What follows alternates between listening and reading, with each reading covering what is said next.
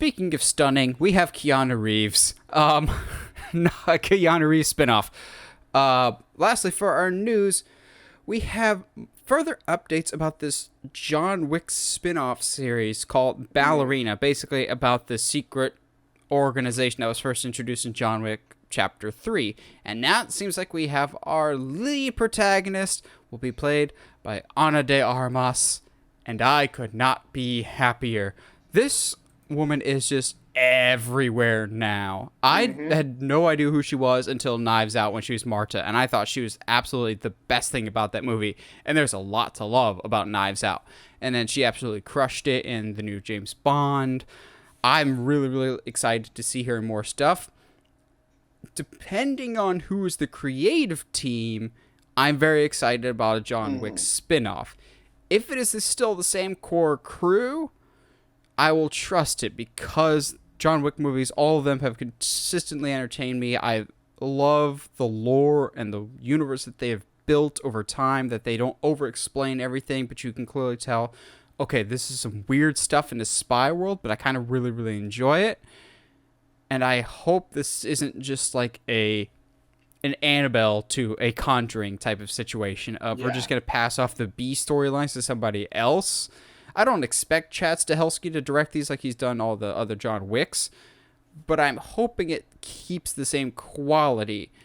And having Ana de Armas in this is a strong starting point. I don't know why, but I heard some other names in this that I thought were already cast, but I think she works better because she already has that, I want to say foreign appeal, but there is something too.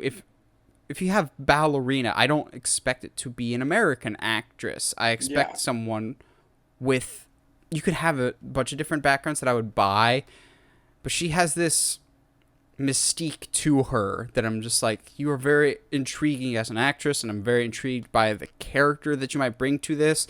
We don't know if Angelica Houston will be coming back. I would imagine so, because she's the one that supposedly is in charge of all the ballerinas. I think it would be a long shot for Keanu to come back, but Angelica Houston, that would make sense. Josh, as a fellow John Wick fan, are you intrigued by the prospect of a spinoff series? Yeah. I mean, I think I'm with you. Is like, as long as it's not like all the B storylines get thrown onto her, because that's kind of crappy to do, to create a spin-off series and then just give them the storylines you didn't want to do.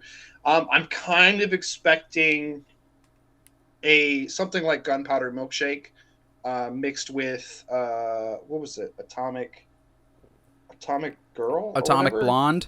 Yeah, something in between there. Tone wise, I don't know. I'm not 100% sure where they're going with it. It's Ana De Armas. She's great. I mean, I'm a fan for certain reasons, but I at the same time, like, obviously the idea and the concept of a female lead in an action movie has been growing more popular. It's not always done 100% to perfection. Gunpowder Milkshake. Yes. While I like Gunpowder Milkshake is not perfect, there's some stuff that they do with Karen Gillan's character in that movie that I really enjoy, in that at no point do they pretend like just because she's a great fighter, she can overpower people who are like 3 times her size. And to me, that's, I think, especially with doing a ballerina, with the ballerinas, it's going to be something, I would expect it, I should say, to be something different than John Wick, where he's just this lumbering man who can kill anyone. But she has to be smarter about how she interacts with all of the fights and stuff like that. But it's still like really awesome in her own right. I don't know how to describe it, but it's got it. I think there's a weird, delicate balance that is going to have to exist in this. But I think if